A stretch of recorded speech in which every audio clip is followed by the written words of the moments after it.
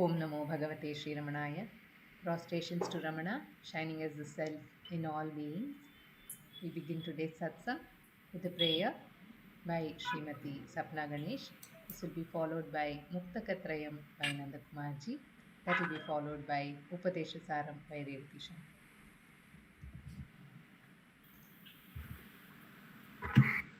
दक्षिणामूर्तिसारम्भां शङ्कराचार्यमध्यमां रमणाचार्यपर्यन्तां वन्दे गुरुपरम्परां वन्दे गुरुपरम्परां वन्दे गुरुपरम्पराम् शुक्लां भरधरं विष्णुं शशिवर्णं चतुर्भुजं प्रसन्नवदनं ध्यायेत् सर्वविघ्नोपशान्तये आङ्गिकं भुवनं यस्य वाचिकं सर्ववाङ्मयम् आहार्यं चन्द्रतारादि तं नमः सात्विकं शिवम् ॐ नमो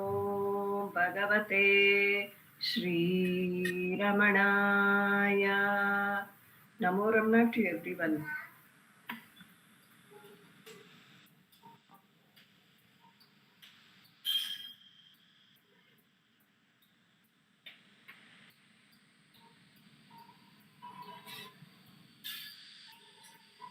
Ekam aksharam hृदि निरन्तरं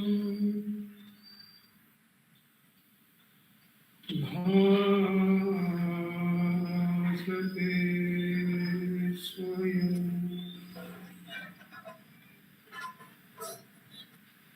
लिख्यते कथम्.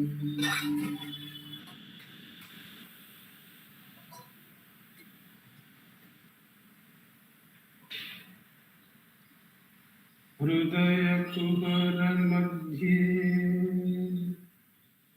केवलं ब्रह्ममात्रम्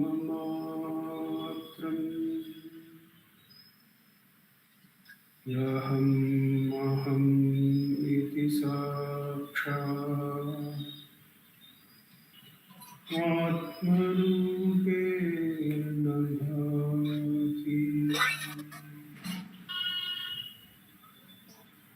हृदि विषमनसा स्वं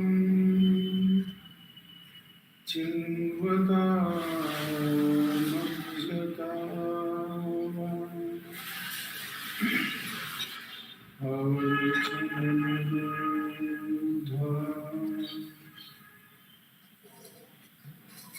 आत्मनिष्ठो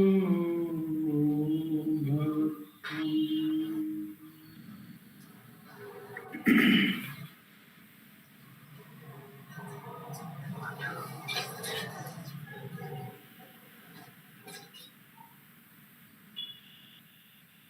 देहं ब्रह्मवत् जडात्मकम् अहं बुद्धिर्न तस्यास्त्यतो नाहं तत्तत भावशुक्तिसमये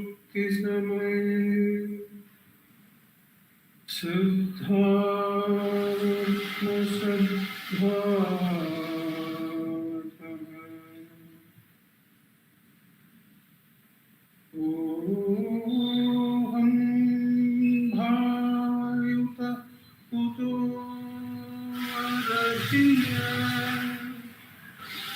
दृष्टात्मनिष्टात्मना सोहं स्फूर्तितया अरुणाचल शिवः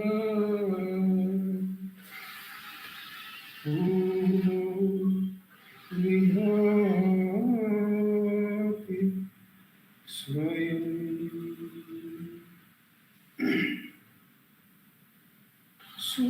सोऽहं स्तूपितया अरुणाचल शिवः पूर्णं विभाति स्वयं. नमो नमः.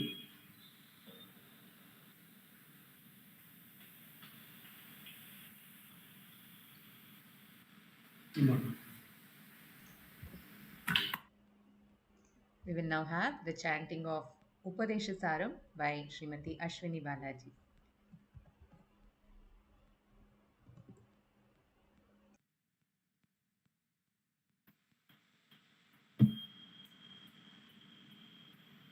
नमो रमण.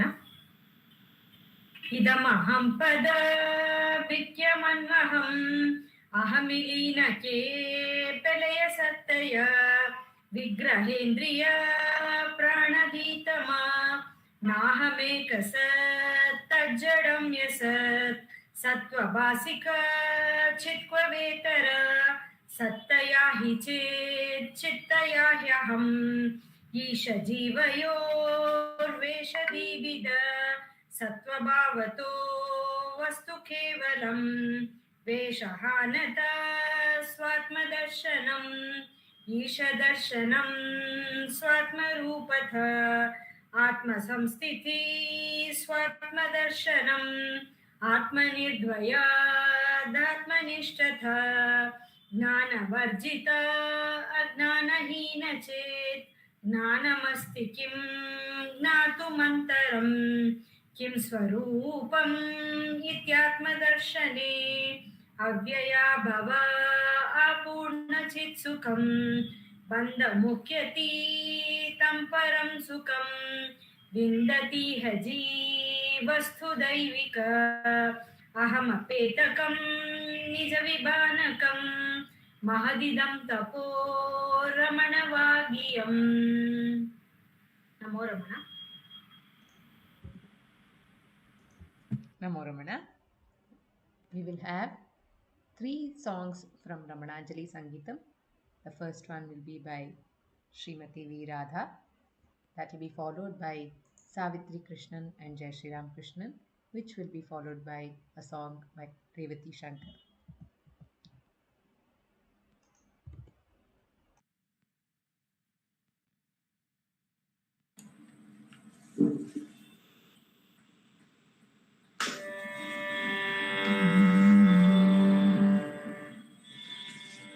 Namo Ramana to all. Today I will be singing a song written by Sri Sadhuvam Swami, and the music is by Ilayaraja.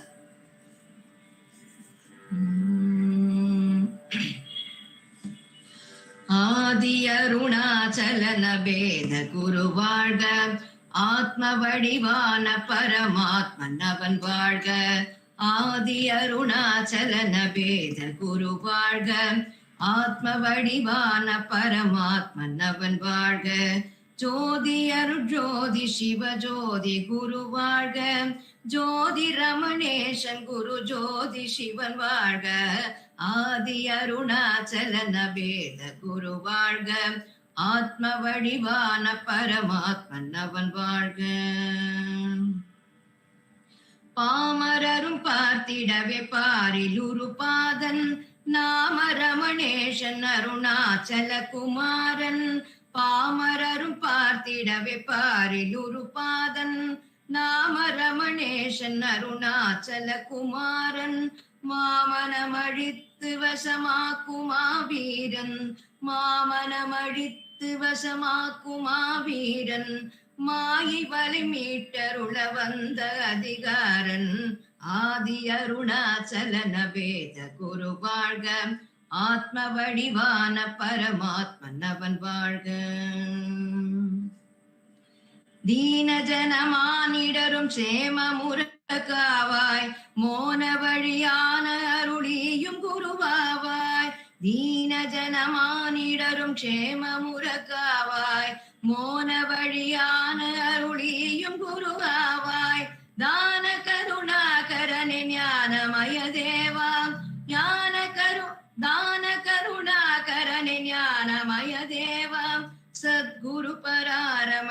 ஜெய தேவா ஆதி அருணாச்சலன வேத குரு வாழ்க ஆத்ம வடிவான பரமாத்மன் அவன் வாழ்க ஆதி அருணாச்சலன வேத குரு வாழ்க ஆத்ம வடிவான பரமாத்மன் அவன் வாழ்க ஜோதி குரு வாழ்க ஜோதி சிவன் வாழ்க ஜோதி குரு வாழ்க ஜோதி சிவன் வாழ்க.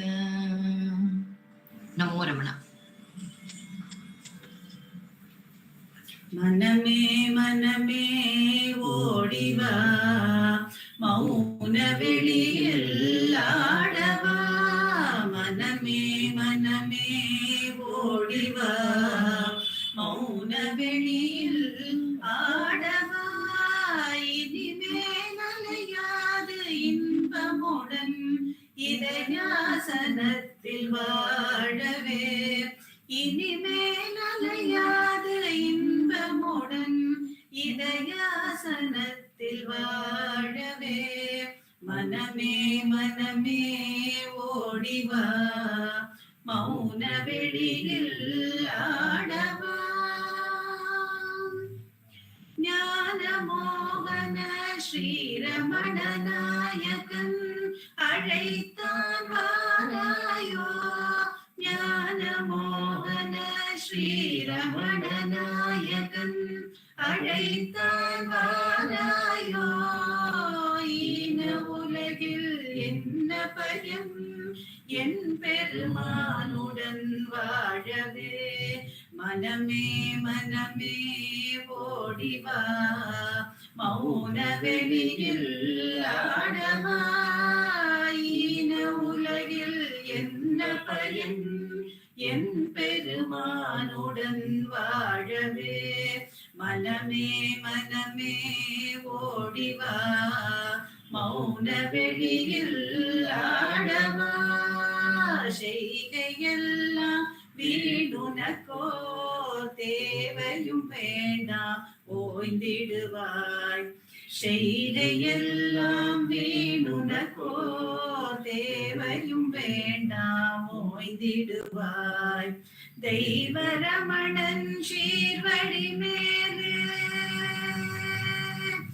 தெய்வரமணன் சீர்வழி மேலே செல்ல குழந்தையாய் வாழவே மனமே மனமே ஓடிவா தெய்வரமணன் சீர்வழி மேலே செல்ல குழந்தையாய் வாழவே மனமே மனமே ஓடிவா மௌன வெளியில் ஆடவா இனிமேல் அலையாது இன்பமுடன் இதயாசனத்தில் வாழவே மனமே மனமே ஓடிவா மௌன வெளியில் ஆடவா மனமே மனமே ஓடிவா மௌன வெளியில் ஆடவா.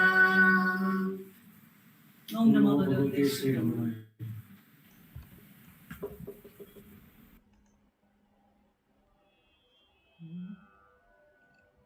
Om Namo Bhagavate Sri Ramanaya. We are meditating on the 21st verse of Ramana Suprabhatam.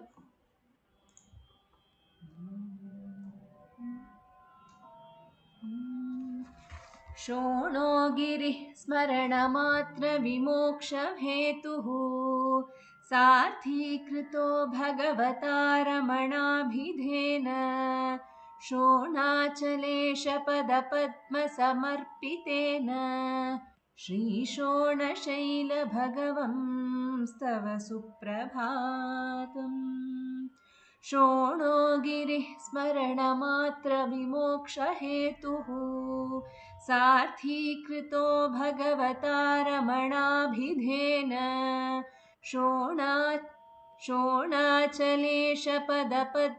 शोणाचलेशपदपद्मसमर्पितेन श्रीशोणशैलभगवंस्तव सुप्रभातम्.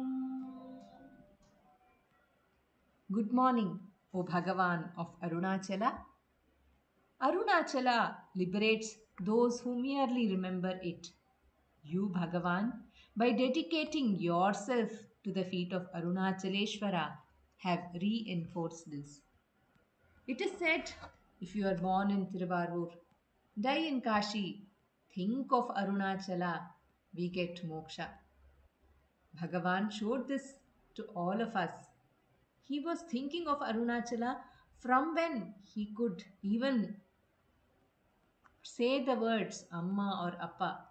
He had this Purana of Arunachala in his heart from when he remembered. Even before he could remember, he says, when we remember Arunachala, he gives us the ultimate state. Kantam irumbu pol kavarndennai vidamal kalandennod iruppai Arunachala, Bhagavan said. He pulls us. Peyar ninaithidave pidithiluttanai.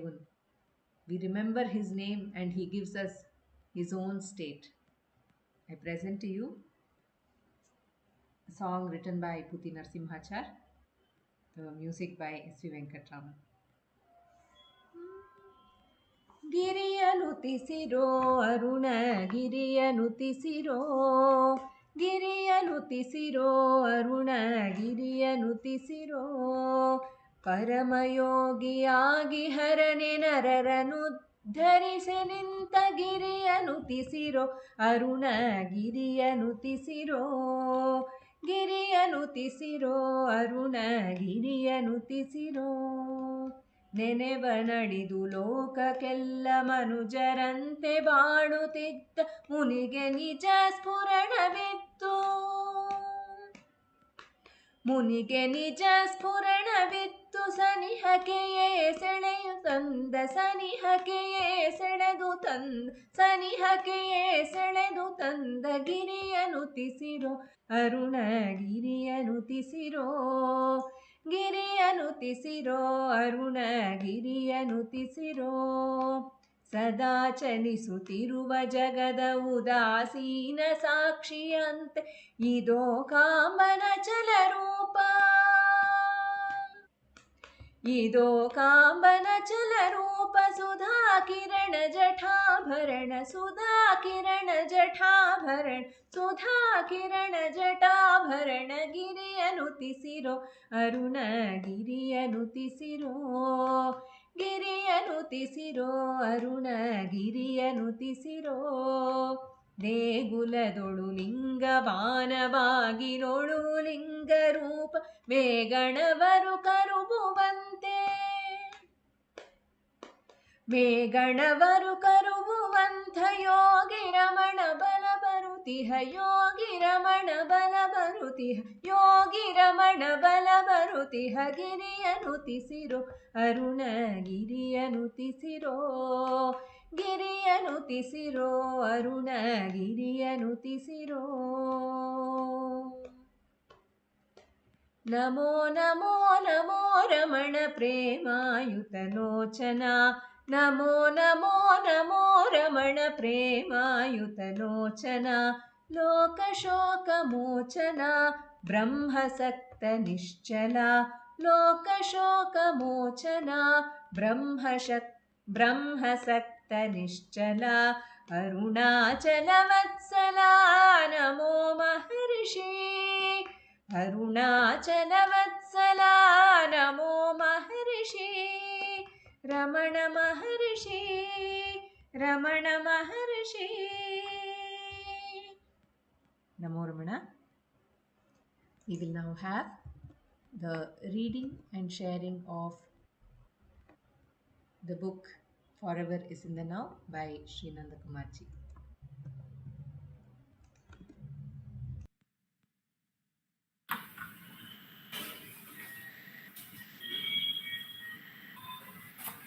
Namo Ramana. In this, the book reading segment of our satsang, we continue our readings from Forever is in the Now, the timeless message of Sri Ramana Maharshi, edited and compiled and also contributed to by our founder president Shri A.R. Natarajanji. Today we are reading an article contributed by Dr. Sharadaka Ramana the Enigma. Ramana the Enigma. Dr. Sharda, of course, is known to all of us, but I read the introduction in the book. Editor of the monthly The Ramana Way, published by the Ramana Maharshi Center, author of Ramana Way in Search of the Self and Ramana Tata.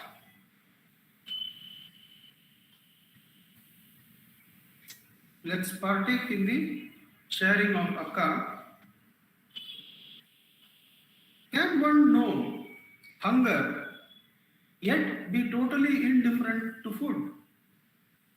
Can one love deeply yet have no longing for the beloved's company, no pangs of separation?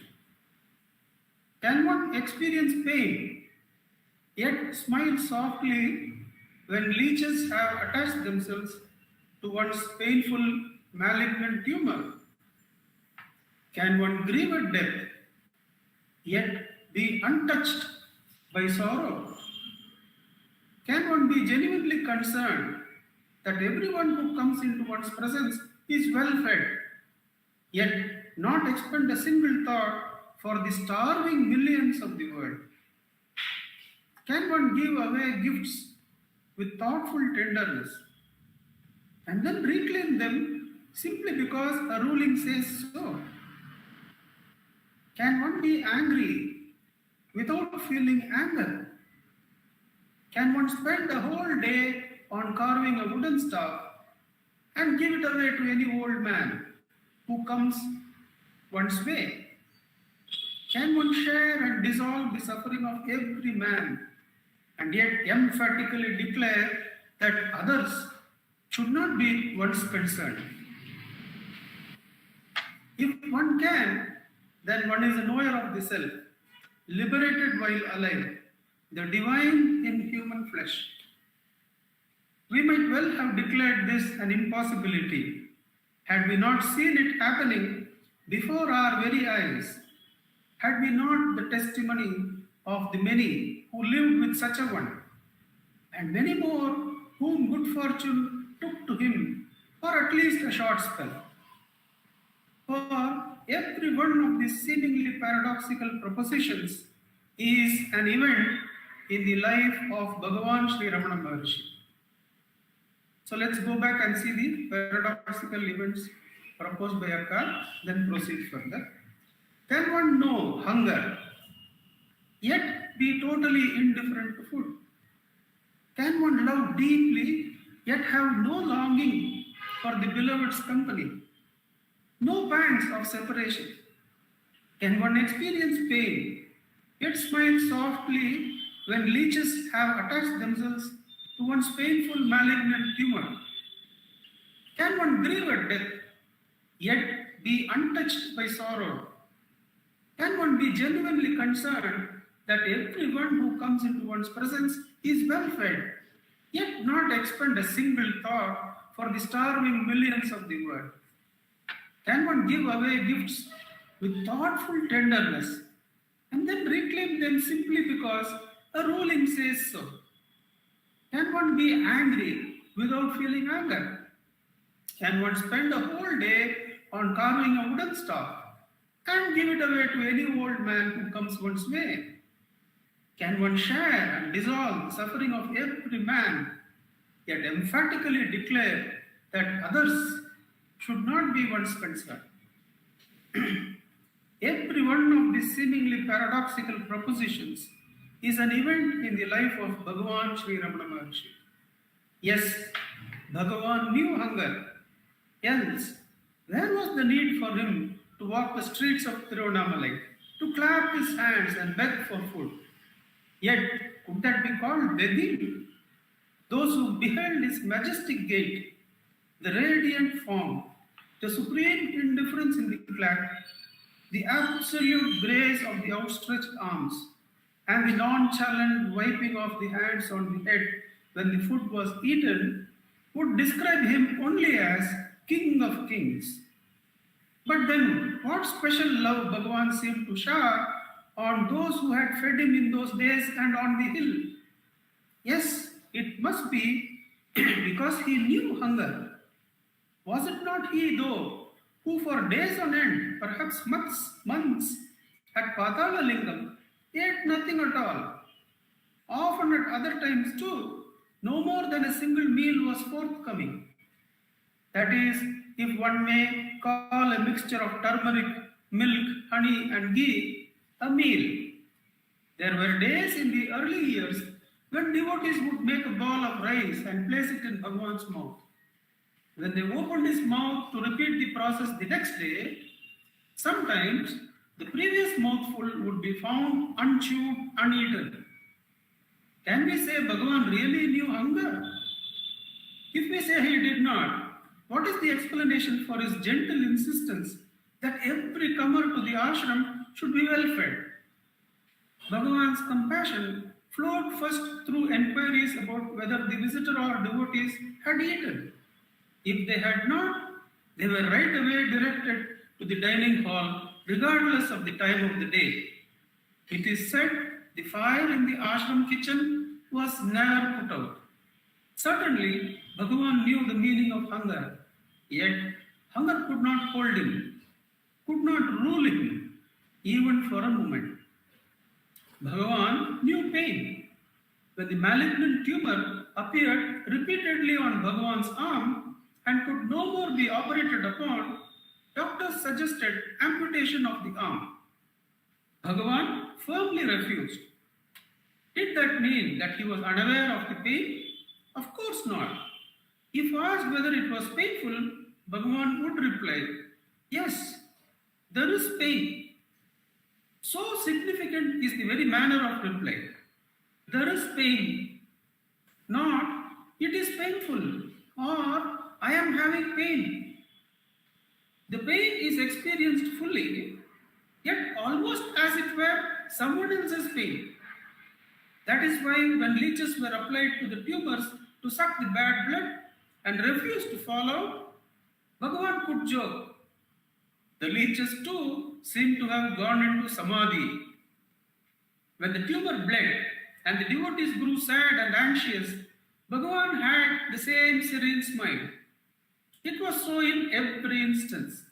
When Rangan noticed that a thorn had pricked Bhagavan's foot, he wished to remove it. Then Sri Ramana showed his foot and asked, which one would you like to remove? There were so many thorns in the foot, simply broken off by rubbing the foot against the ground.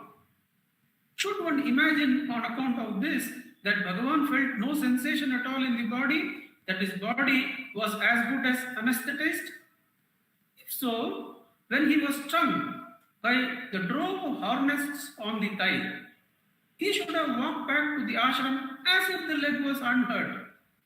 But the leg was swollen and Bhagavan had to drag himself to the ashram with great difficulty. However, there was no mental reaction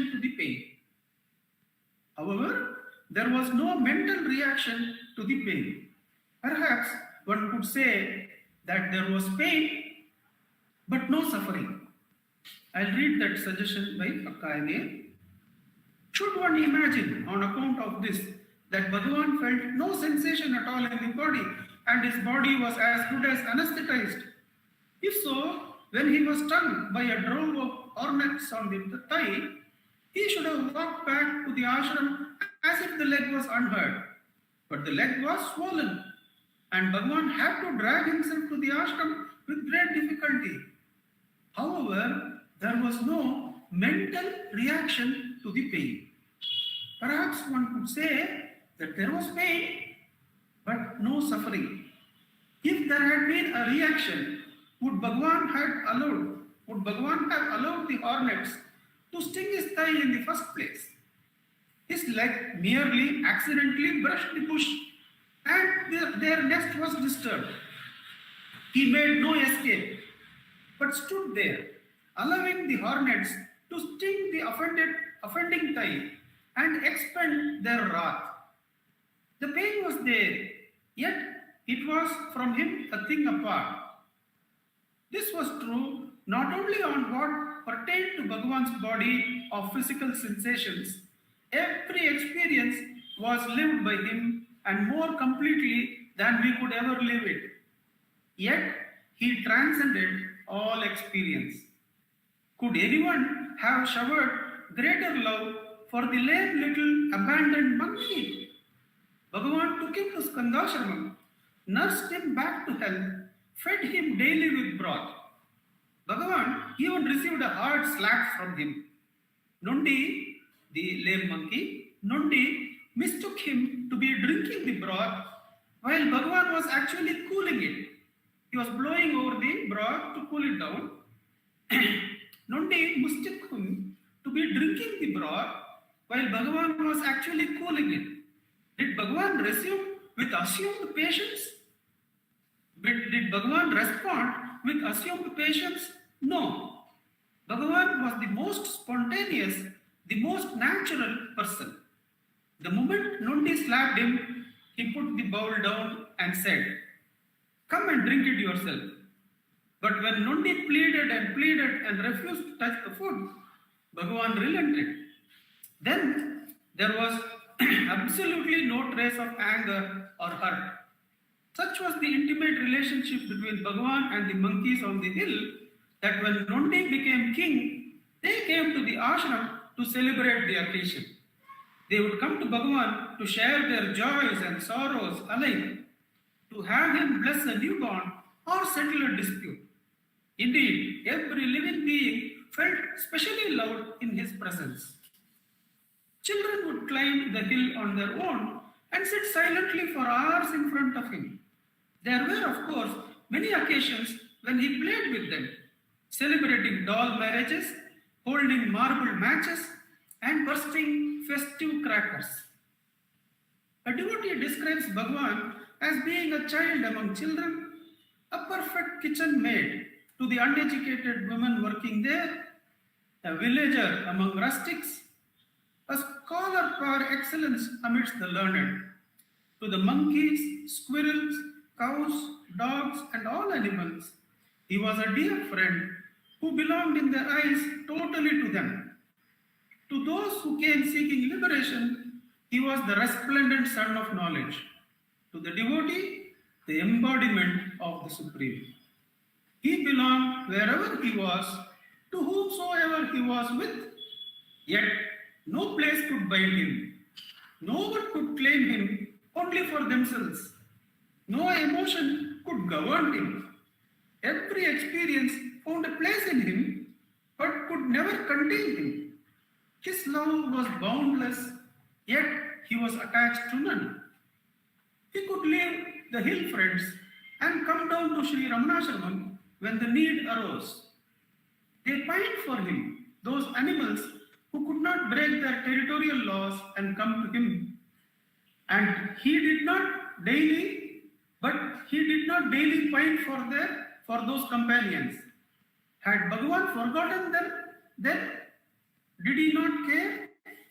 This is the explanation for that paradox where Akka had mentioned, which appeared unanswerable then, but then is answered by this incident. I'll read that paradox.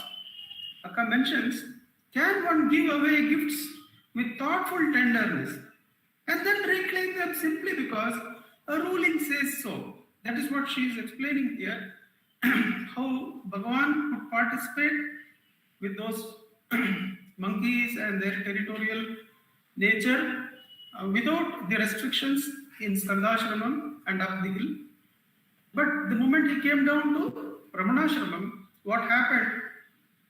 He could give respect to their laws and not pine for them, but allow them to come when and if possible. I'll read that part again because it's a very interesting presentation.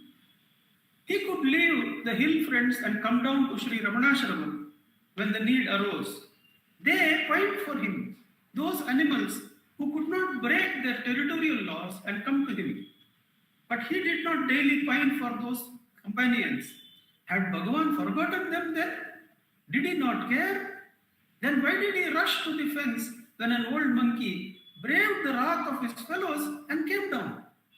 Why did tears flow from Bhagavan's eyes as he talked to this grandfather monkey and explained why he could not meet them? Yes, Bhagavan had no attachment to things or to people, and thereby he demonstrated that only one who knows no attachment can truly love. By no means does detachment mean indifference. Is it because he did not care that Bhagavan broke his collarbone to save a squirrel from from a pursuing dog? Is it because he did not care that Bhagavan broke his collarbone to save a squirrel from a pursuing dog? Could it be indifference that prompted him to walk all the way up to Skandashramam with his collarbone not yet fully set, making his way through thorn and shrubs, weak and panting, and helped by devotees, just to fulfill the unspoken desire of a poor mason? These two incidents, Bhagavan, when a dog is pursuing a squirrel to hurt it, Bhagavan thrusts his walking stick in between the path, and in that thrust he gets imbalanced, falls over, and his collarbone is broken. And even before that is fully said, one of the masons who is working in Skandashramam, when the Ramanashramam is well settled, he is repairing something in Skandashramam and working alone. But he has a deep desire that Bhagavan is supervising and his eyes are falling on other workers down at the ashram. But will he ever come and see me? In response to that, Bhagavan goes, so I read that part again. Is it because he did not care that Bhagavan broke his collarbone to save a squirrel from a pursuing dog? Could it be indifference that prompted him to walk all the way up to Skandashramam with his collarbone not yet fully set, making his way through thorn and shrubs, weak and panting, and helped by devotees, just to fulfill the unspoken desire of a poor mason? Why did Bhagavan too weep when Echamal came to him with the news of her daughter Chellamal's death? Yet could one state that Bhagavan was grieved at Chellamal's passing, that he suffered sorrow on account of it? Not at all. This indeed is the enigma that is Bhagavan. He is so fully in everything, so naturally a part of all that happens in his presence, yet so totally apart. Is this really possible? It cannot be denied either, for so many are witness to it. In fact, the answer lies in the seeming paradox itself, within the very folds of the apparent mystery. For it is only one who completely participates in the present who can remain unhurried by the future, unbullied by the past, unsullied by the softest stroke of longing, of desire, uncrossed by the lightest shadow of thought, untainted by identity, is such a one. He knows hunger,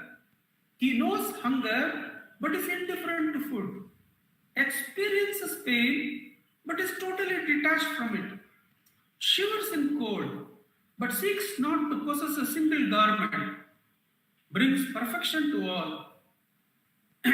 He does, yet brings perfection to all he does, yet is not attached to either the process or product of perfection, cares deeply about every little thing, yet is anxious about nothing, pays loving attention to all who come to him, yet his attention is ever only on the self. The article is still there, but I close by reading this last paragraph. This indeed is the enigma that is Bhagavan. He is so fully in everything, so naturally a part of all that happens in his presence, yet so totally apart. Is this really possible? It cannot be denied either, for so many are witness to it. In fact, the answer lies in the seeming paradox itself, within the very folds of the apparent mystery. For it is only the one who completely participates in the present, who can remain unhurried by the future, unbullied by the past, unsullied by the softest stroke of longing, of desire, uncrossed by the lightest shadow of thought, untainted by identity, is such a one.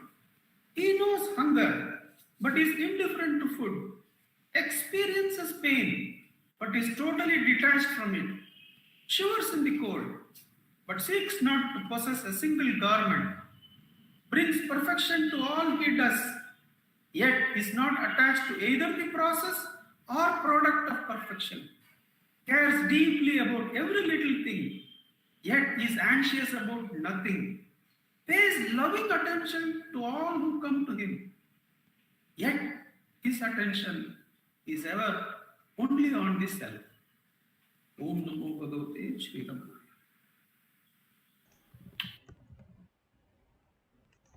Namo Ramanacentre. We will now have self-inquiry session led by Sri Dilip Sinha.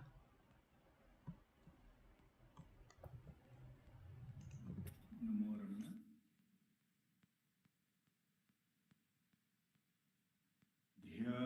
ध्यायेत् शारदचन्द्रसुन्दरमुखम् ताम्रारविन्देक्षणम् भक्ताभीष्टवराभयप्रदकरम् कौपीनमोत्रोज्ज्वलम् स्वात्मानन्दरसानुभूतिविवशम् सर्वानवद्याङ्गकम् श्रीमन्तं श्रीरमणेश्वरं गुरुवरं योगासनाध्यासितं ध्यायेत् श्रीरमणेश्वरं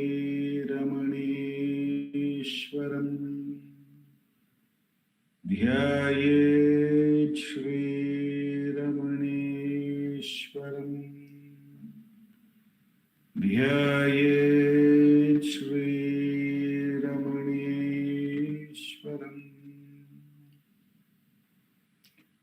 हृदयकुहरमध्ये केवलं ब्रह्ममात्रं यहमहमिति साक्षातात्मरूपेण भाति हृदि विषमनसा स्वं चिन्वतामज्जताव पवनचलनरोधा आत्मनिष्ठो भवत्वम्। Namo Ramana.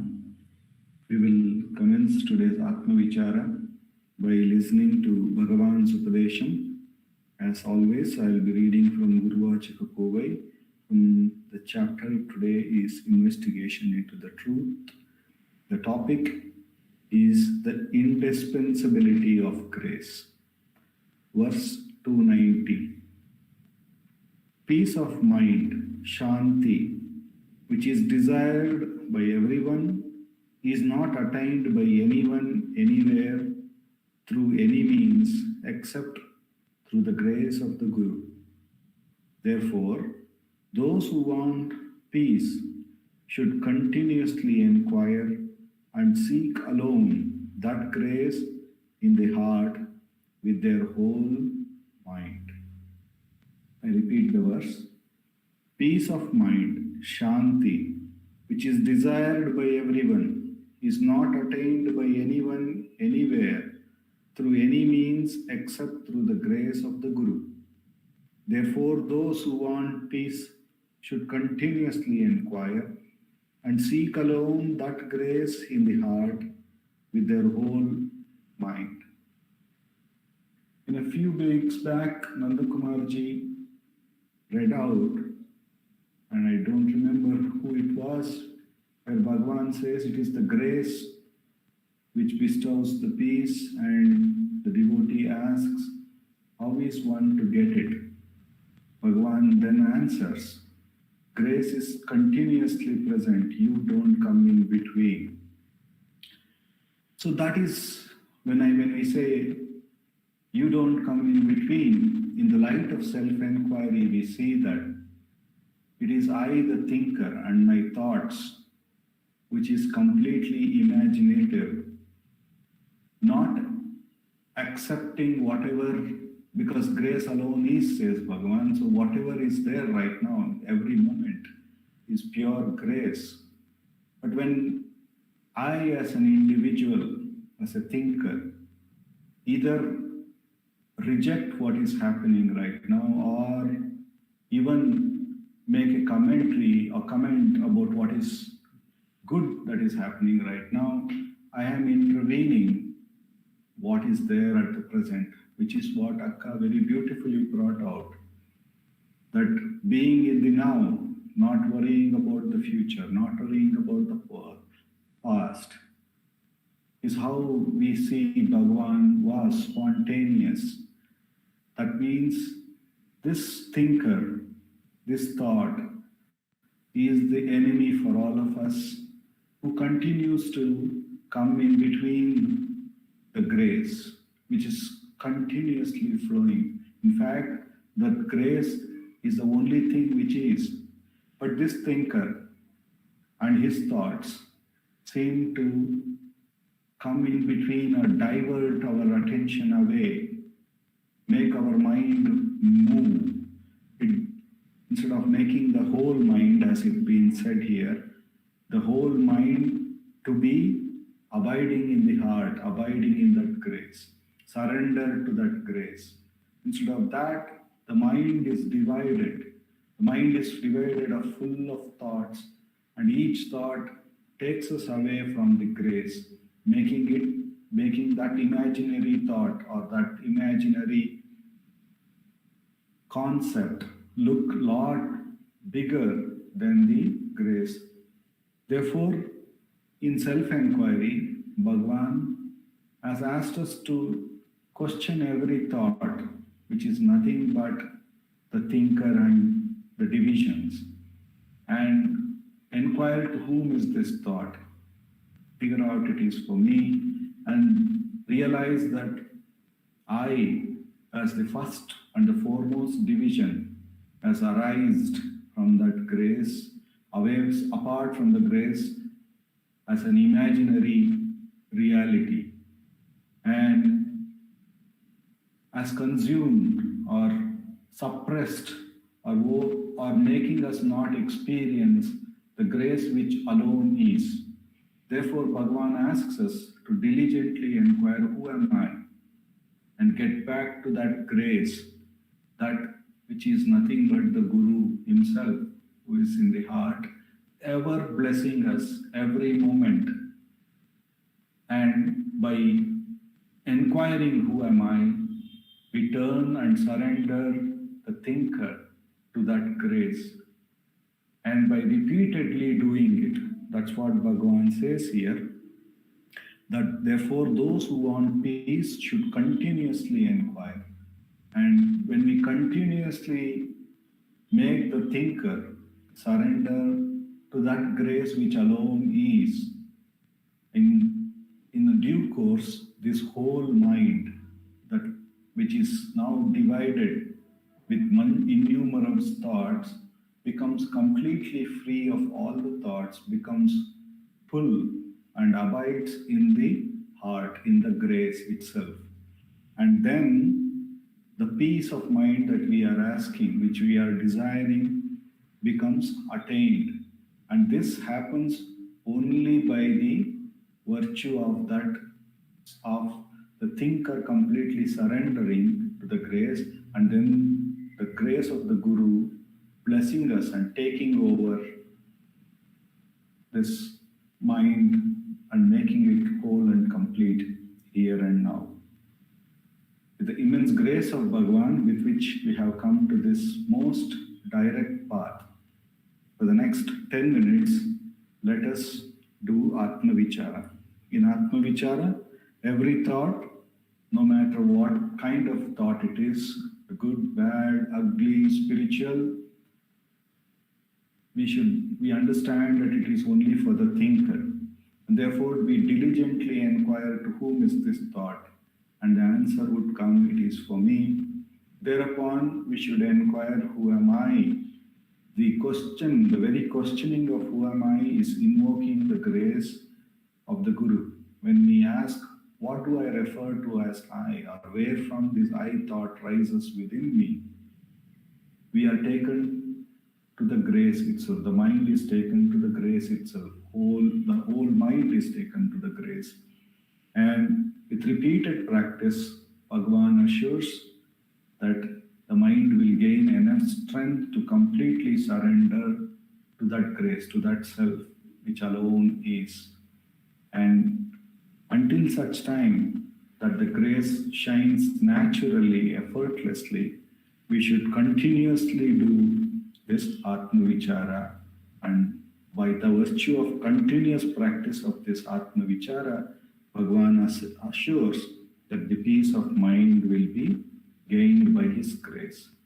So with the immense grace of Bhagavan, for the next 10 minutes, let us do Atma Vichara.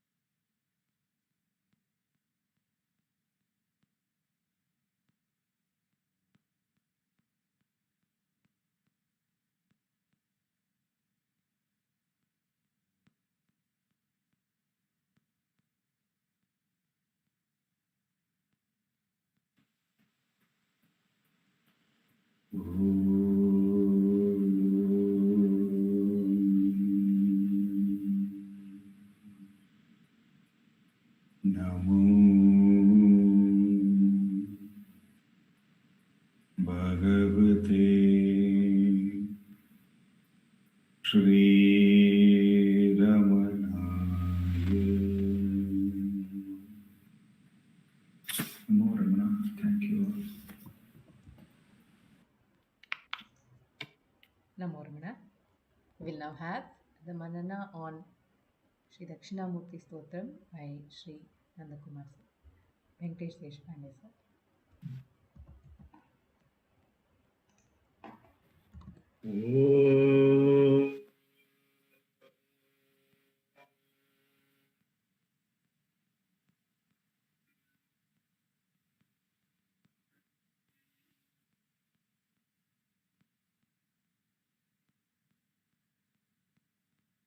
Om Sahana Bhavatu Sahano Bhunaktu Sahaviram Karvavahe Tejasvinavadhitamastu Ma Vidvishavahe.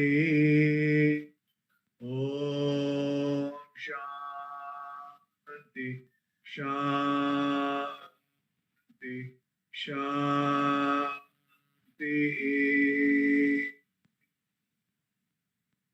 Gurur Brahma, Gurur Vishnu, Gurur Devo Maheshwara, Gurur Sakshat Parabrahma, Tasmai Shri Gurave Dakshinamurti Sarambham Shankaracharya Madhyama Ramanacharya Paryanta Vande Guru Parampara Vande Guru Parampara Vande Guru Parampara. Namo Ramana. We're doing Manana on Dakshinamurti Stotram. So why are we doing Manana at all on this Stotram? God in the form of the Guru, God in the form of the Guru with form takes me to the formless. God in the form of the Guru with form takes me to the formless. When I transcend form, I become fearless because I am deathless. Because I am deathless, I transcend the form, I become fearless. So that's why we are doing Manana on Dakshinamurti Stotra. I request Sapna to kindly chant the Dhyana Shloka and the verse number 40. Yes, sir. मौनव्याख्या प्रकटितः परब्रह्मतत्त्वं युवानां वर्षिष्टान्ते वसदृषिगणैः आवृतं ब्रह्मनिष्ठैः आचार्येन्द्रं करकलितचिन्मुद्रमानन्दमूर्तिं स्वात्मा रामं मुदितवदनं दक्षिणामूर्तिमीडे नानाच्छिद्रघटोदरस्थिता महादीपप्रभाभास्वरं ज्ञानं यस्य तु चक्षुरादिकरणाद्वारा बहिः स्पन्दते जानामीति तमेव भान्तम् अनुभात्येतत्समस्तं जगत् तस्मै श्रीगुरुमूर्तये नमः इदं श्रीदक्षिणामूर्तये नानाच्छिद्रघटोदरस्थिता महादीपप्रभाभास्वरं ज्ञानं यस्य तु चक्षुरादिकरणाद्वारा बहिः स्पन्दते जानामीति तमेव भान्तम् अनुभात्येतत्समस्तं जगत् तस्मै श्रीगुरुमूर्तये नम इदं श्रीदक्षिणामूर्तये तस्मै श्रीगुरुमूर्तये नम इदं श्रीदक्षिणामूर्तये. Thank you, sir. Thank you, Sapna. Dhyana Shloka says, I salute Sri Dakshinamurti, the young Guru, who teaches the knowledge of Brahman through silence, who is surrounded by disciples who are themselves rishis and scholars in the Vedas. I worship Sri Dakshinamurti, who is the teacher of teachers, whose hand is held in the sign of knowledge, Chinmudra, whose nature is fullness, who reveals in himself and who is ever silent.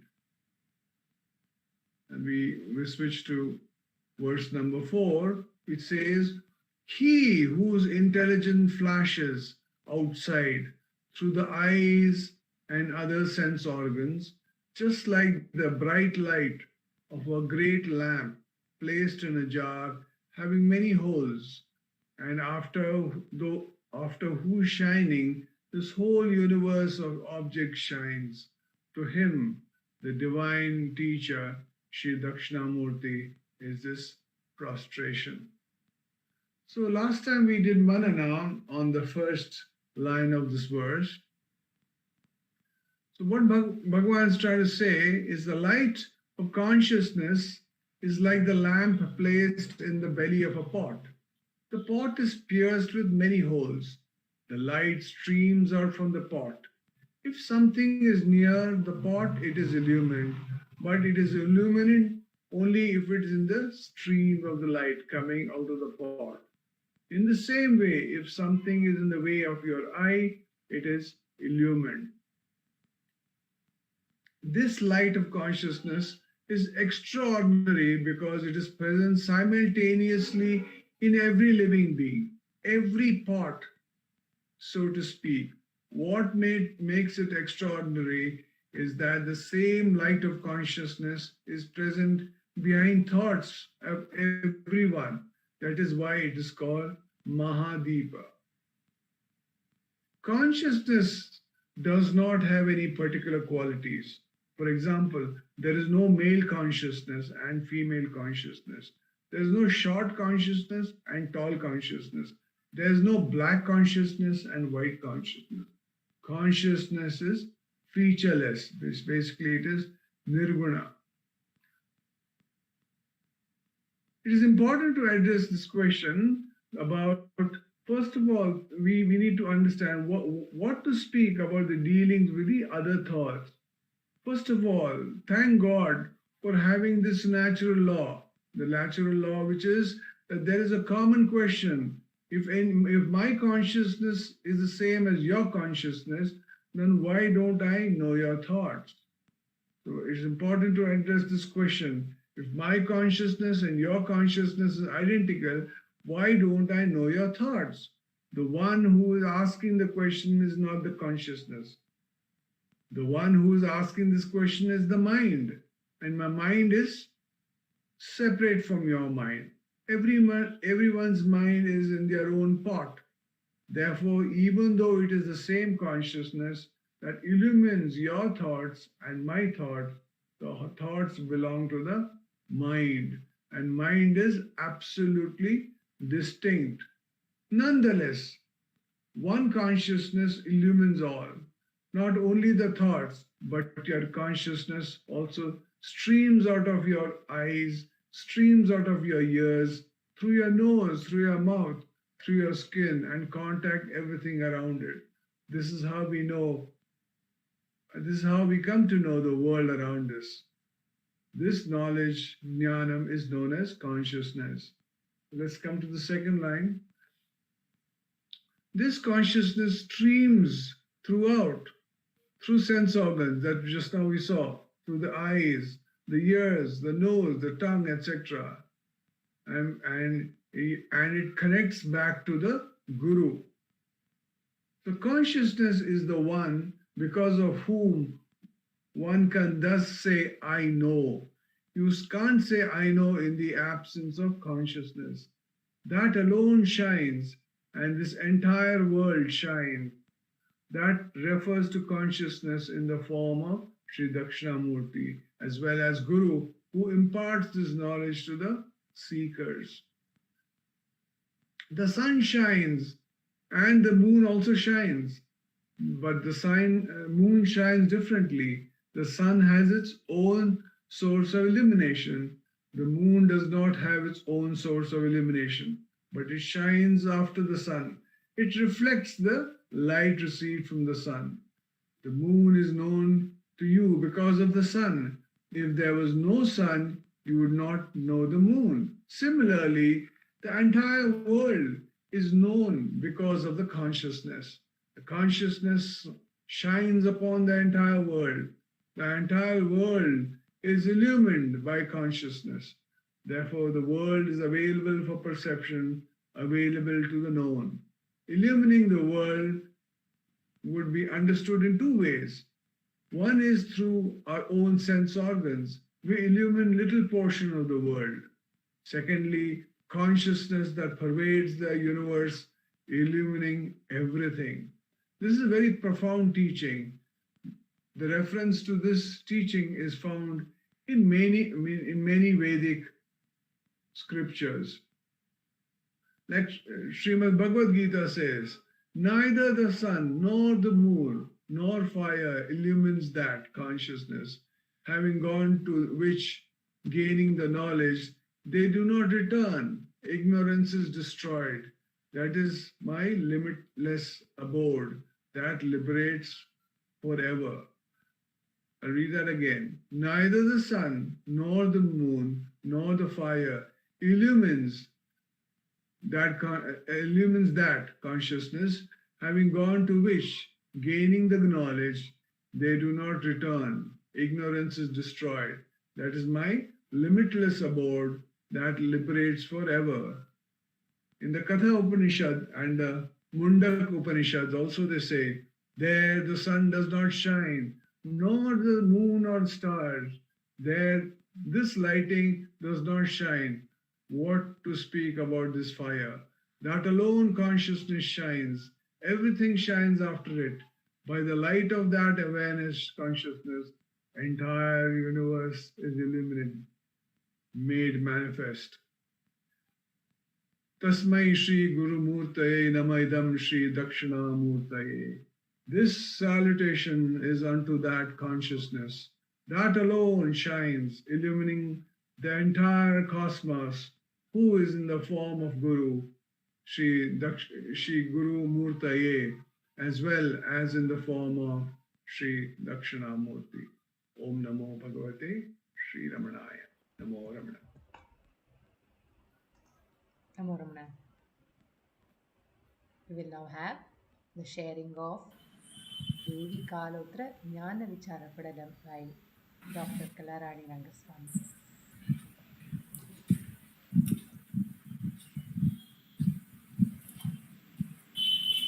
Om Namo Bhagavate Shri Ramanaya. Arunachala agame ninaippava agathai veraruppai Arunachala. Namo Ramana to all. With the abundance grace of Bhagwan, we are meditating on Devi Kalotra Jnana Vichara Padalam, very graciously given to us by Bhagwan in Tamil. And in the last satsang we saw, because of the ignorance, ego, the ahankara, imagine this body as I. By doing so, it stands aloof of the self. The all-pervading self also stands aside of the ahankara. Bhagavan says, Agam agam என்பதற்கு அந்நியமாகி அகமை பொருளுக்கு அபின்னமாய். But when the mind, the ego or the ahankara abides in itself, all-pervading Purna Swarupa, what it does, it swallows the ego. And there will be no separate entity to be called as mind or ego. When the waves, for an example, when the wave comes out of the ocean, it seems to be separated from the ocean. But when it goes back to its origin, it is never a wave at all, only the sea water. The jiva imagines to be a separate entity and thereby experience sukha dukkha. But once it is abide in the origin, the source from where it emerged, then it becomes the Swarupa itself, and only Ananda will prevail there. In the next stanza, Bhagavan says, Agayam pol agilattagam puramum yegangamai uruvam indri tam.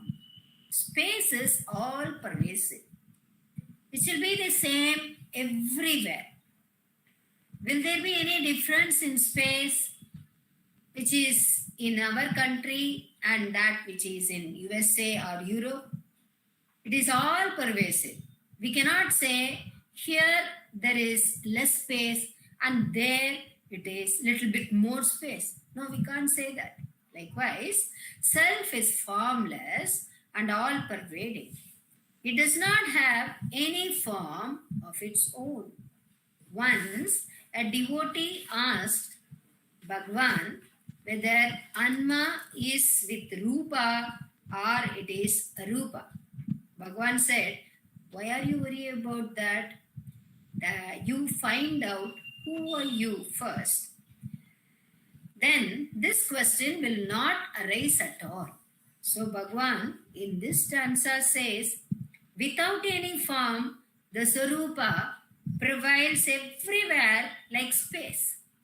The Purana Vastu is there in each and every object of the world, both inside and outside. It's like an ice bar immersed in water. Now we can find the water both inside and outside the ice bar. The Vastu, which is filled in each and every object, does not have any form of its own. What all form we see in the world is immersed in that Swarupa only, because self is Ati Sukshama. It is there everywhere and is all pervasive. Though it does not have any Rupa, it is Ananda Swarupa only. When Jiva merges into that Ananda Swarupa, it also becomes Ananda Swarupa. Paramanandattu padindavar, Aparamananda padivar, says Bhagavan. Paramanandattu padindavar, Aparamananda padivar. When the ego abides in the self, there will be no separate identity for the mind to say, it is me. There will be there will be a rasavada called sparsavedi. When an iron is immersed in that, it will make the iron into gold. We call it as sparsavedi. Likewise, when the mind, when gets abide in the self, which is Ananda Swarupa, also becomes the self and Ananda Swarupa. How wonderful it is! That is Anma Nivedanam. Once a devotee was doing Shashtanga Namaskaram before Bhagavan empty number of times. Then Bhagavan said, why are you doing this exercise repeatedly? Do Namaskaram to Atma. Do Atma Nivedanam. That is complete surrender. When this happens, then one can realize the all-pervading self both within and outside. Once the Sukshma Vastu is realized, then there is nothing else other than the self. There will be no Anya Bhava. Bhagavan's life is a full example for this. He can't see anyone other than the self. Even the animals were seen as self only by Bhagavan. That is why they were allowed with such great liberty in the ashram. Abundance of the mind, leads to samadrishti. When there is samadrishti, there will be nothing like ours separately. There will be no mamahara, and there will be no desire for anything. There will be no mind to aspire for anything. Then where will be the sorrow come? Only happiness will provide. Shiva himself wonders. He says in this poem, Aha, Par. See, Parvati, when once the mind get abide in this Atman, then the mind also becomes that Atman. And that which is always in bliss. After that, the karma that is done in this world reaches only God. The fruits need not be enjoyed by the doer. There will be no doership. Once, I'll tell you an example. Once there was a Krishna temple in a small town. Early in the morning, the priest and his assistant, a boy called Tulsi Ram, used to go to that temple at 4 a.m. Tulsi Ram used to pluck flowers and make them into garland for Krishna. And after making it into garland, he used to give those garlands to the priest.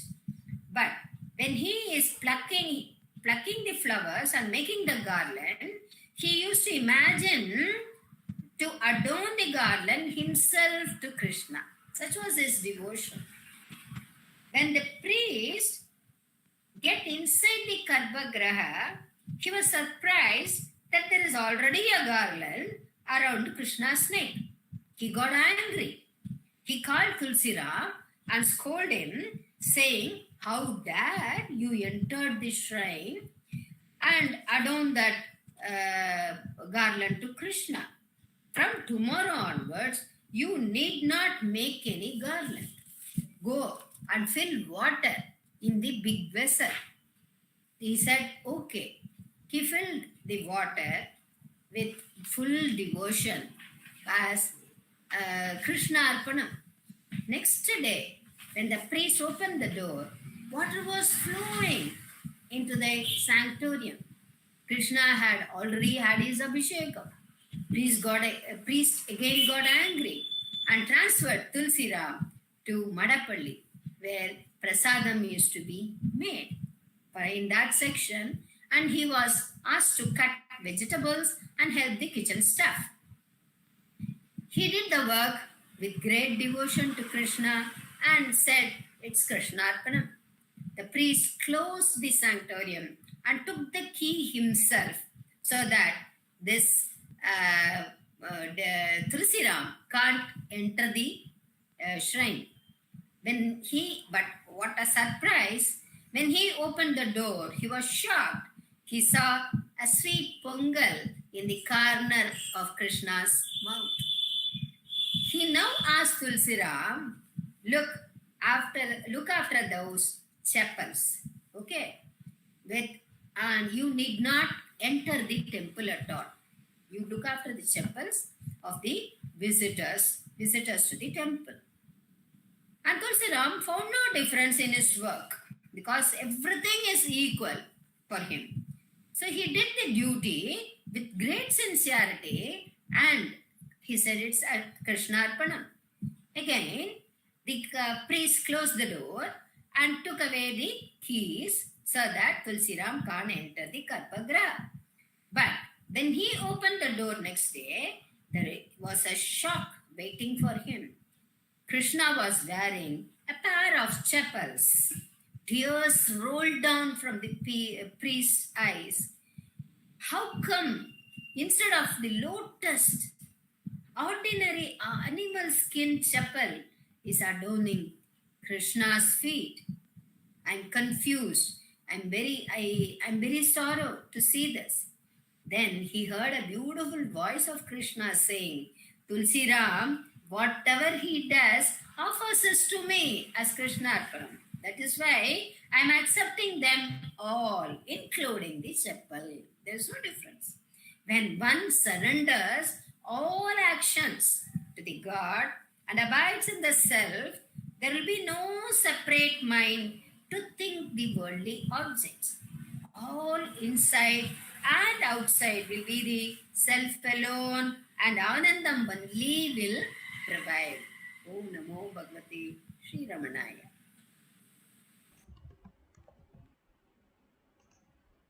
Namo Ramana. We will now have the sharing of Ramanacentre by Sri Ujjwal Jagadish.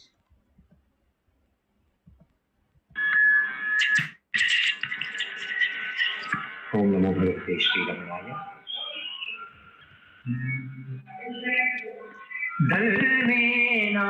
धर्मेनाशमुपागते त्रिभुवने पर्याकुले पापतः प्रज्ञाने परितो गिरं पतिमुद सञ्चार्यमाणे जनैः सद्भावे परमेश्वरस्य च पितु सन्देहडोलाङ्गते द्वीपकैतवमर्त्यकेतितुरग स्वामन्तर कसतां रमणाय लोकगुरवे नमः रमणाय लोकगुरवे नमः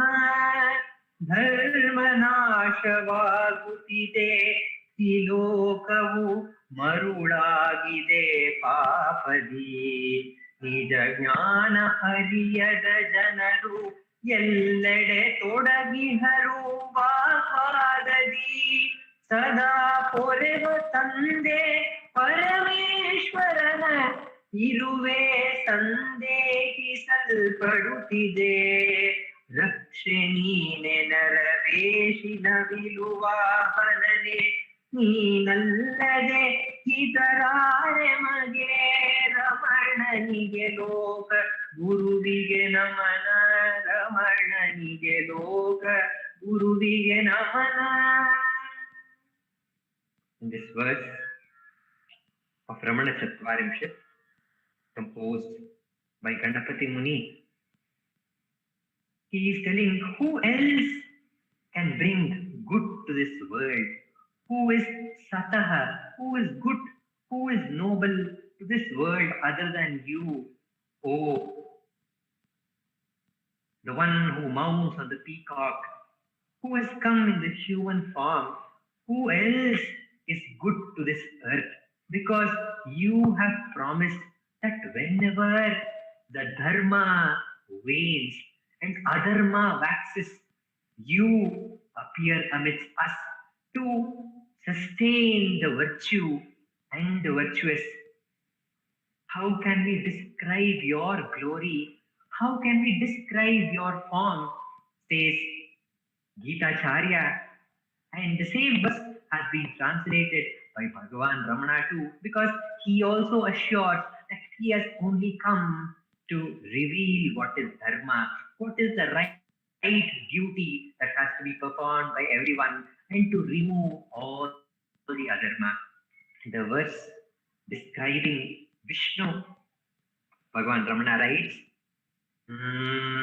அறம் தாழ வாழ மரமன்றெல்லாம் தோன்றி அறம் வாழ வாழ அறவோர் மரம் சாய்த்து மண்ணுலகை வாழ்விக்கும் மாயா உனது உருவை எண்ணுவதற்கு யாமாறினி அறம் தாழ வாழ மரமன்றெல்லாம் தோன்றி அறம் வாழ வாழ அறவோர் வரம் சாய்த்து மண்ணுலகை வாழ்விக்கும் மாயா உனது உருவை எண்ணுவதற்கு யாமாறினி மாயா உனது உருவை எண்ணுவதற்கு யாமாறினி. Oh, the mysterious one, how can we envisage your glory, that how you appear in different forms to different people, and how you protect them, how you protect the virtuous and the noble, and how you protect dharma. For a few examples, we have heard in the Puranas about the 10 avatars. Vishnu had taken to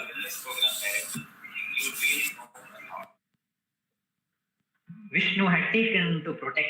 I remember a story of Akbar and Birbal, where once Akbar, the king Akbar, asked Birbal, "Oh Birbal, you say Vishnu is such a great one, and he's so powerful, all powerful, but why did he have to take this great difficulty of coming to the earth every time when people were in difficulty? Every time there was some asura, adharma used to wax, he had to come and destroy that adharma and to bring up and sustain the dharma.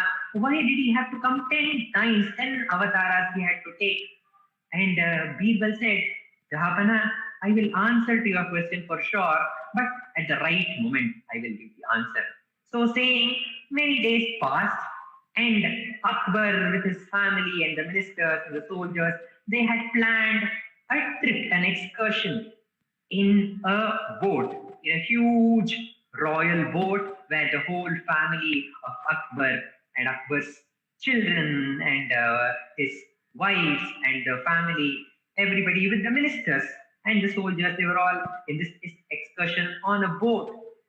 And Birbal had this plan, and there was a thud sound, and somebody, as if somebody was falling into the water, and Birbal started shouting, "Oh Jahapana, your children are inside the water, they have fallen inside the water." And the Jahapana did not even think a minute. He jumped into the water and he was swimming to see where his children were, and he could see that his children were still at the boat and they were clapping at what Akbar had done. He was swimming in the water and the children were clapping, and Akbar was really angry that he had heard the news that they had fallen inside the water. But he could see that they are safe in the boat, and he quickly came up to the boat and he told Birbal, "You have to give a proper explanation, otherwise you will be given punishment." And Akbar requested, "Jahapana, please change your clothes, wear dry clothes, and I'll explain to you." And then Jahapana changed his dress and he was awaiting for the answer from Birbal. And Birbal told, "Oh Jahapana, you are a great king. You have so many soldiers around you, so intelligent ministers around you. You have your family around you. But when you heard the news that your children were in difficulty, you did not send any of them. You yourself jumped into the water to protect them. The one, the Supreme, is the Father of the whole universe. And when his children are in difficulty, it is his compassion that he comes every time to protect us and to show us the right path. In Sadhu Swami writes in the Arunachala Ramana Akshara Malar Male that Kurmam Matsyam Adi Dashavita Kolamedittoi Namo Namo Kurmam Matsyam Adi Dashavita Kolamedittoi Namo Namo. These lines are specially chosen by Srimati Sulochana Rajan in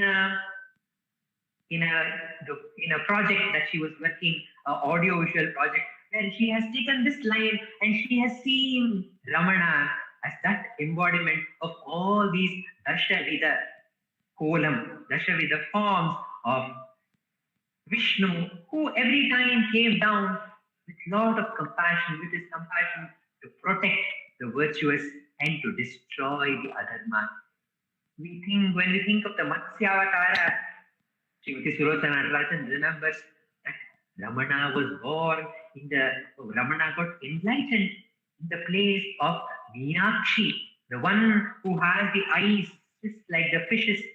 And it is told that the fishes hatch their eggs just through the sight.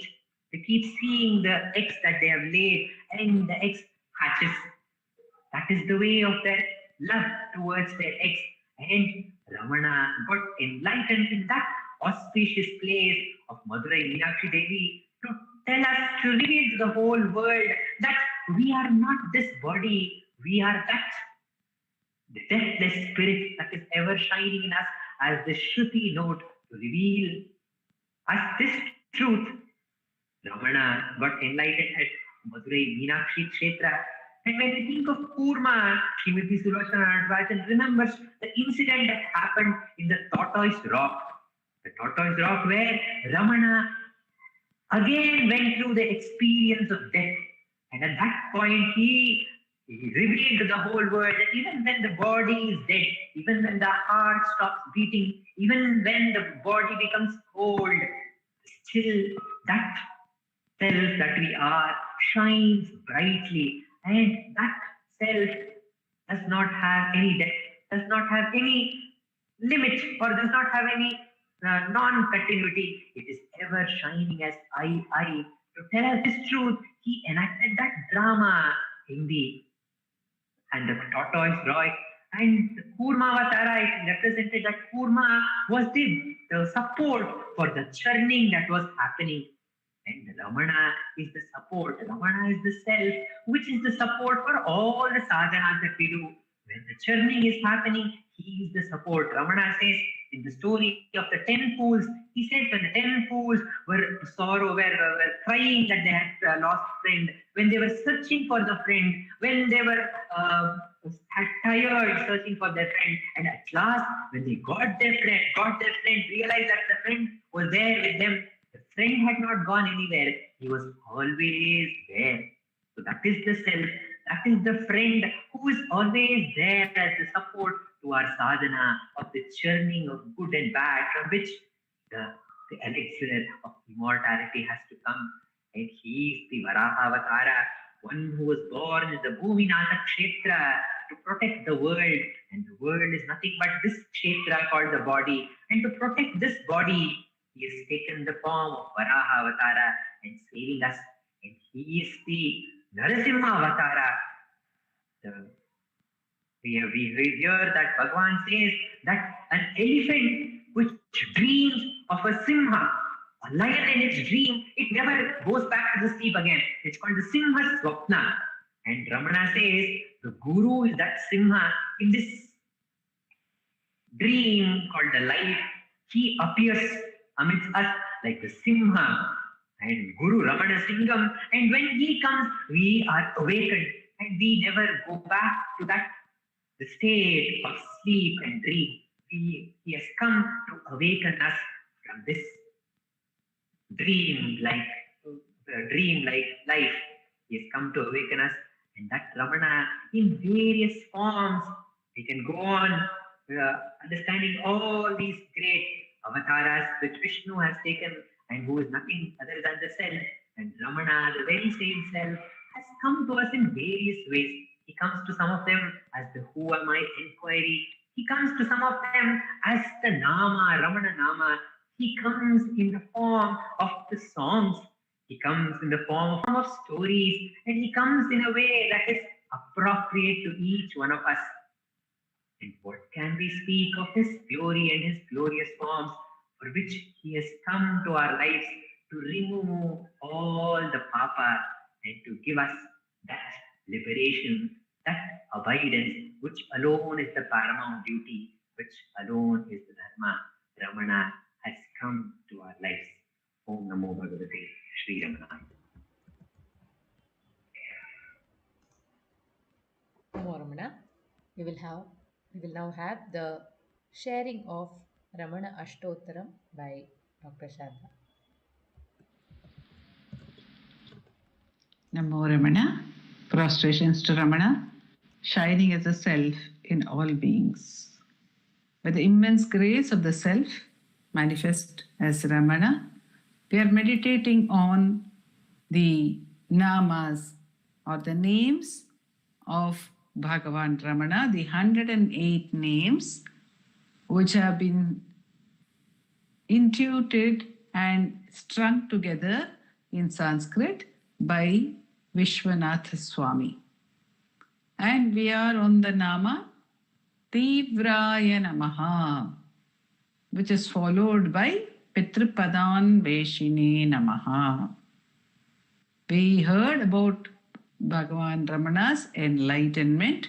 Mahashakti Nipatena Prabuddhaya Namaha Paramartha Vide Namaha Tivraya Namaha.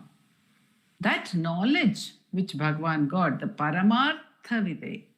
The Vidya, the Paramartha Vidya which he attained through the descent of that great power, that great grace, that attainment of the supreme knowledge of the self, brought him to be intensely aware of it at all times. There was no change in his state. He says, from that moment onwards, there was no change in my state. Other experiences may come and go like different notes of music, but the I continued as the Shruti note, as the basic note, the underlying current for all the experiences. And he was intensely abiding in that truth. Tivraya Namaha.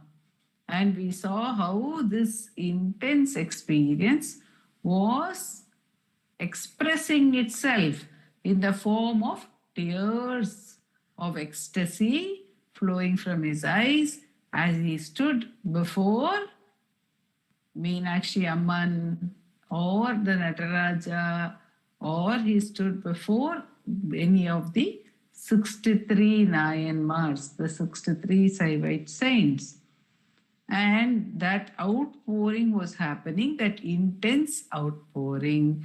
And therefore, Vishwanatha Swami says he was Tivra.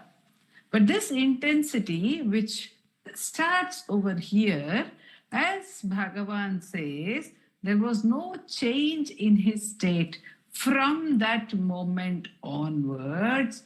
So we can see that everything in his life story, that story which actually liberates all those who hear it from bondage, Ramanacharita Chintana Nasha Bhavada Bandhana, that life bestowing and bondage destroying story of Bhagavan, every moment we find it is epitomized by the Tivra, the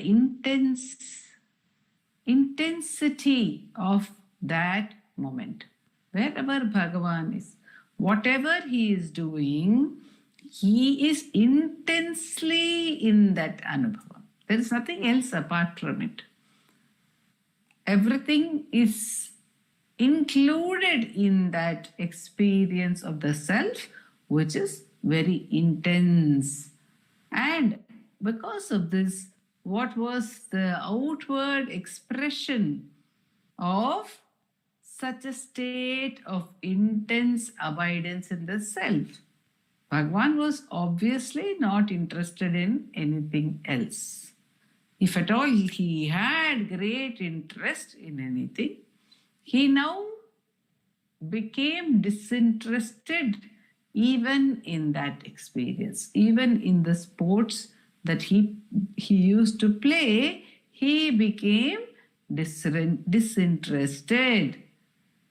Why? Because he was intensely involved in the self, intensely aware of the self.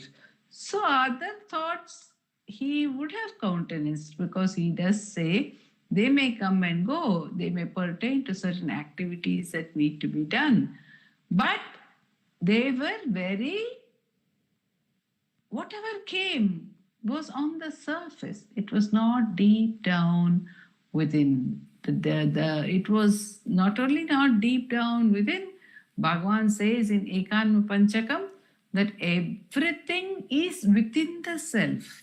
This he came to know. He says that I was the self, and which included and transcended the body. Included and transcended. So in this intense experience, all other experiences are included. Everything is in it because there is nothing apart from it. So that is the intensity of that experience of the Atmanubhavam. And Bhagavan is in that state as a young boy, and it is not that people will not notice or people have not noticed. They have noticed, the family people have noticed some marked change in his behavior. And obviously they will ask him. And they have asked from time to time, and especially Nagaswami, his elder brother, has from time to time in this period of 6 weeks, roughly 6 weeks, says Bhagavan, when he left, before he left from home, after his enlightenment, before he left from home, the 6 weeks when Bhagavan was at Madurai, all his friends and relatives must have obviously noticed the change in his behavior, and especially and undoubtedly it was noticed by his elder brother Nagaswami. Not only was it noticed, he was often reprimanded for it as well. Nagaswami would often give remarks saying, oh, this is Yogeshwara, he's sitting and meditating all the time, or some such thing. There were always some jibes which were happening, but Bhagavan was untouched by all these comments of his elder brother. Yet one day, which was on the 28th of August probably, or 29th of August itself, his English teacher gave him a punishment to write down a particular exercise in Bain's grammar 3 times. He was to write the whole exercise of that particular exercise of Bain's grammar 3 times. He was asked to do that as a punishment, as an imposition for being inattentive in the class. And what was Bhagavan doing after coming home?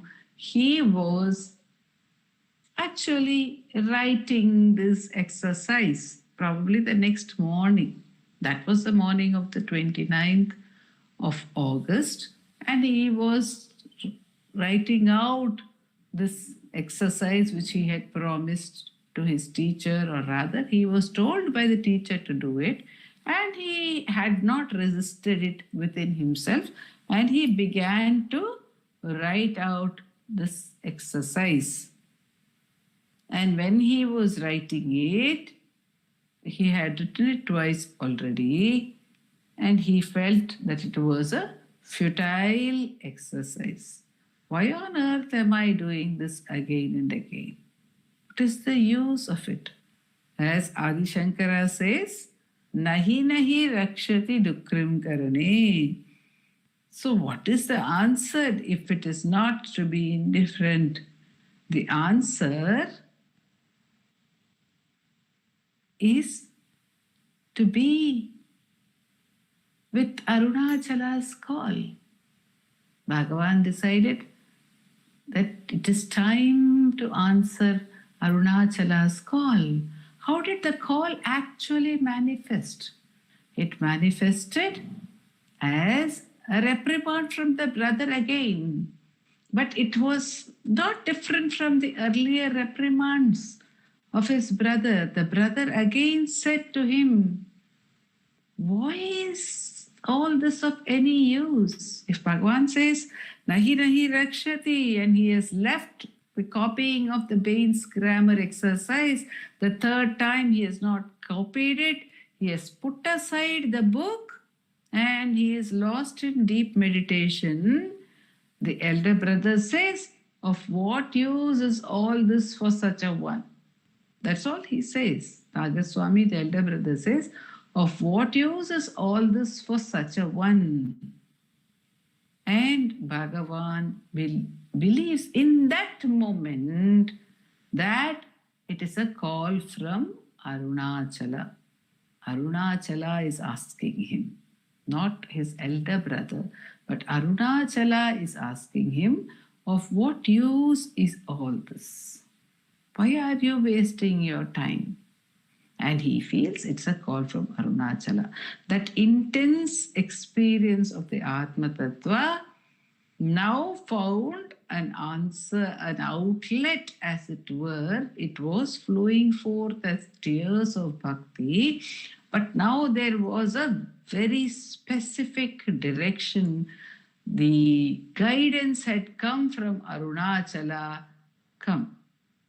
The call had come. Come to me. That call had come.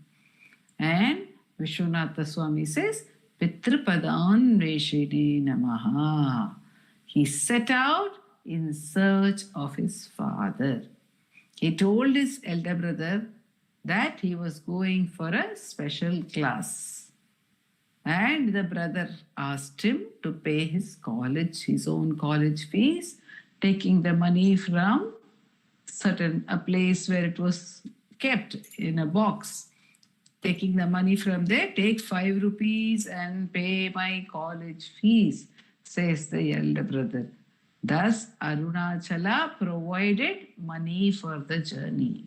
We will see how he provides money for the journey and how, despite that, there are many travails of the journey, in the sense where how we see those that the expression of it to us, it is many travails on the journey. And Vishwanatha Swami says, Pitrapadan Veshine Namaha. He set out in search of the state of his father. That's how Vishwanatha Swami brings the bridge. He doesn't say Pitrapadan Veshine Namaha immediately after the Paramartha Vide Nama. After Paramartha Vide, he says Tivra, defining the entire life of Bhagavan, which is full of intense abidance in the self. So that is the Tivra. And then for us to understand it, for us to marvel at it, for us to revel in it, the manifestation of that Tivra happens as Bhagavan's life. Every moment of Bhagavan's life, which is pure grace. Om Namo Bhagavate Sri Ramanaya.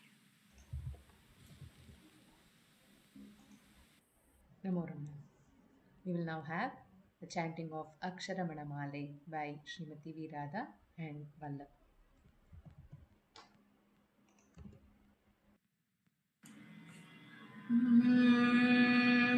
Arunachala Shiva, Arunachala Shiva, Arunachala Shiva, Arunachala. Arunachala Shiva, Arunachala Shiva, Arunachala Shiva, Arunachala. Omkara Porul Puyavilloi Unayararivar Arunachala. Auvai pol enakun arulai tandene aaluvadun kadan Arunachala. Kannukku kannai kannindri kaanunai kaaduvadevar paar Arunachala. Kantam iramba pol kavardinai vidamal kalandinnodiruppai Arunachala. Giriyuruvagiya kirupai kadale tripai koondaruluvaai Arunachala. Keelmelengum kilaroli maniyan keelmayai paashai Arunachala. Kutramutraruthenai gunamai padithal guruvuruvai olir Arunachala. Kurvatkanniyar kodumayai padadarul koorndennai சேர்ந்தருள் Arunachala. கெஞ்சியும் வஞ்சிய கொஞ்சமும் இறங்கிலை அஞ்சல் என்ற அருள் Arunachala. கேளாதளிக்கும் உன் கேடில் புகழை கேடு செய்யாதருள் Arunachala.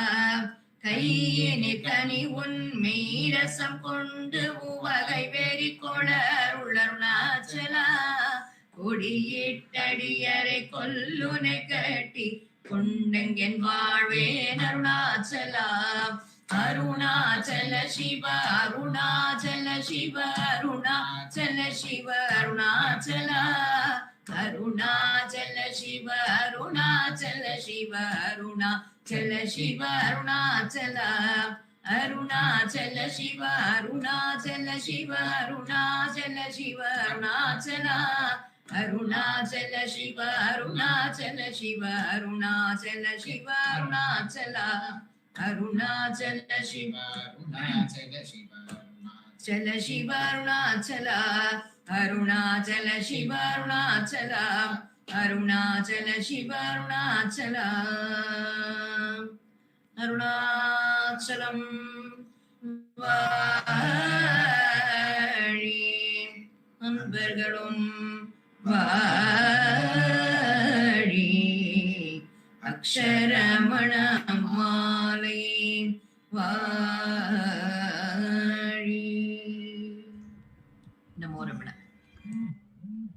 Namo Ramana. We conclude today's satsang with the Ashtottara Puja to Bhagavan at Sri Dilip Simha's altar. The puja done by Sri Dilip Simha. The chanting of the Ashtottara will be done by Vaibhavji and Prarthana and Srimati Ashwini Balaji.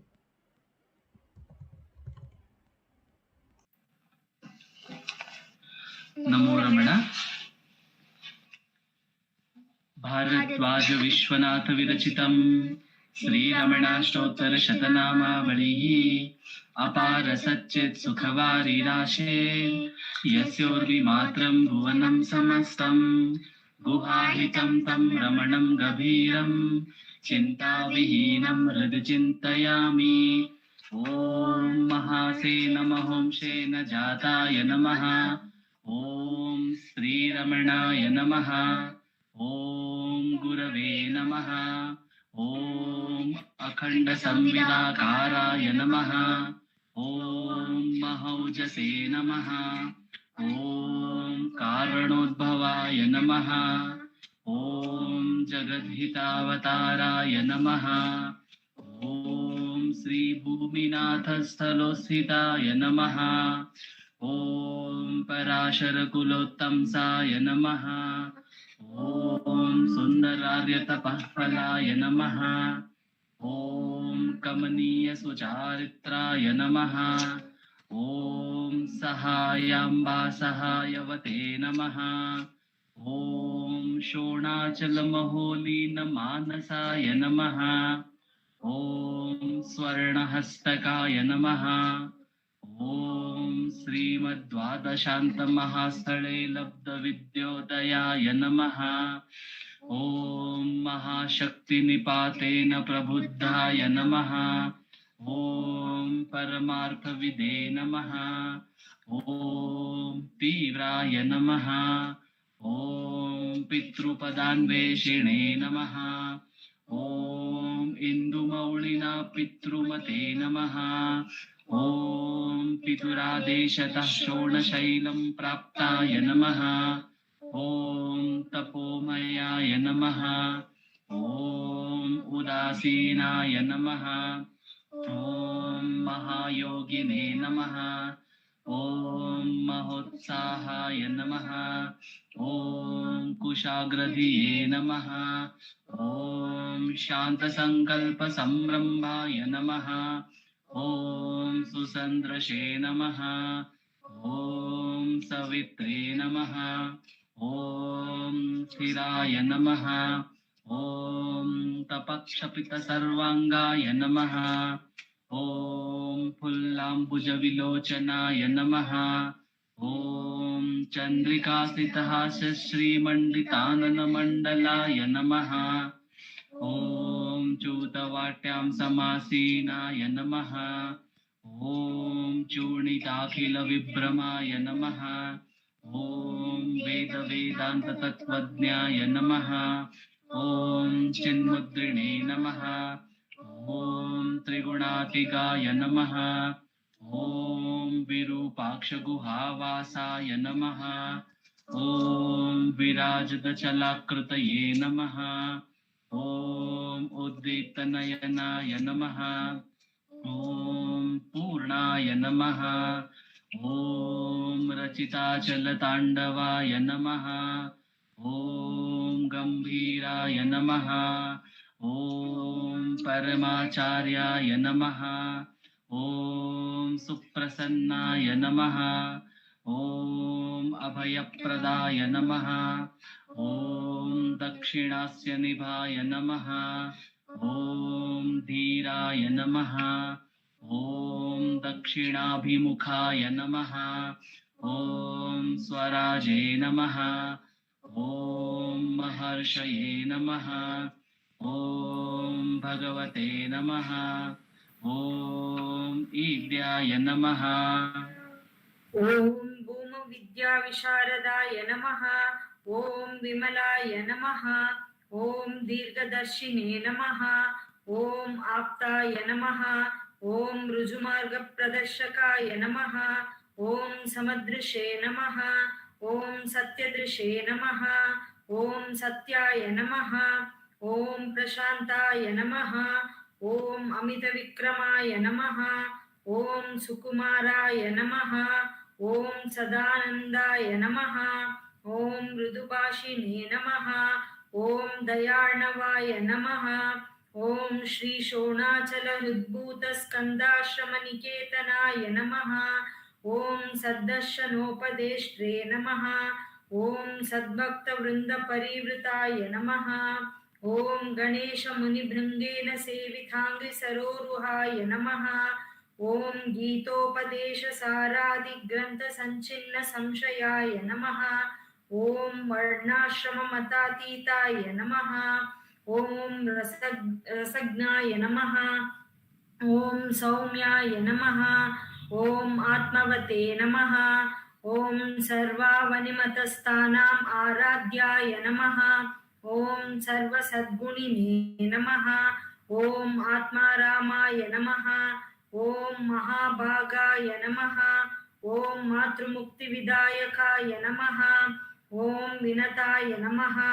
ॐ विनुताय नमः। ॐ विप्राय नमः। ॐ मुनीन्द्राय नमः। ॐ पावकोज्ज्वलाय नमः। ॐ दर्शनादगसंहारिणे नमः। ॐ मौनेन स्वात्मबोधकाय नमः। ॐ वृच्छान्तिकरसान्निध्याय नमः। ॐ स्मरणाद्बन्धमोचकाय नमः। ॐ अन्तस्तिमिरचण्डांशवे नमः। ॐ संसारार्णवतारकाय नमः। ॐ शोणाद्रीशस्तुतिद्रष्टे नमः। ॐ हार्दविद्याप्रकाशकाय नमः। ॐ अविच्युतनिजप्रज्ञाय नमः। ॐ नैसर्गिकमहातपसे नमः। ॐ कमण्डलुधराय नमः। ॐ शुभ्रकौपीनवसनाय नमः। ॐ गुहाय नमः। ॐ दण्डपाणये नमः।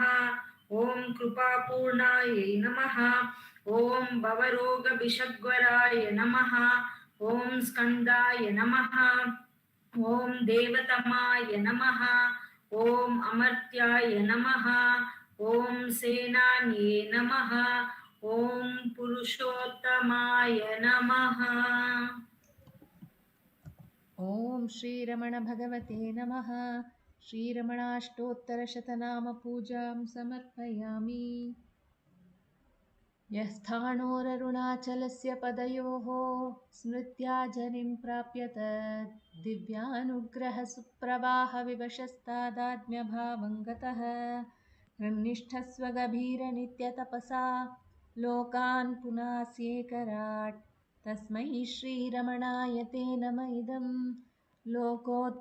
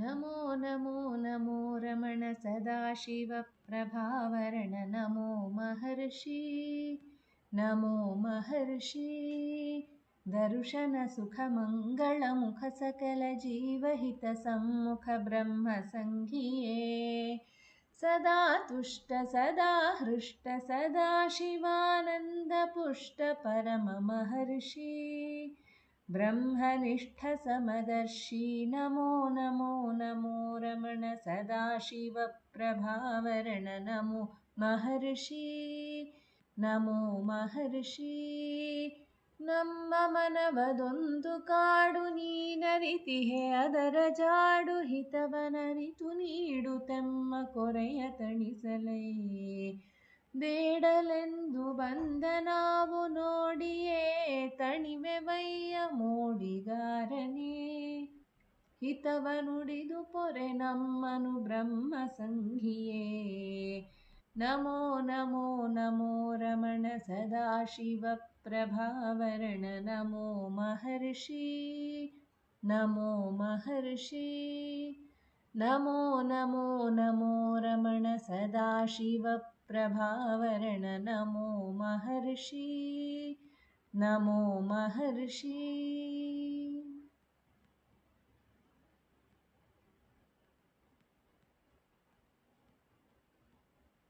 बोलो भगवान श्री रमण महर्षि की जय। Jai.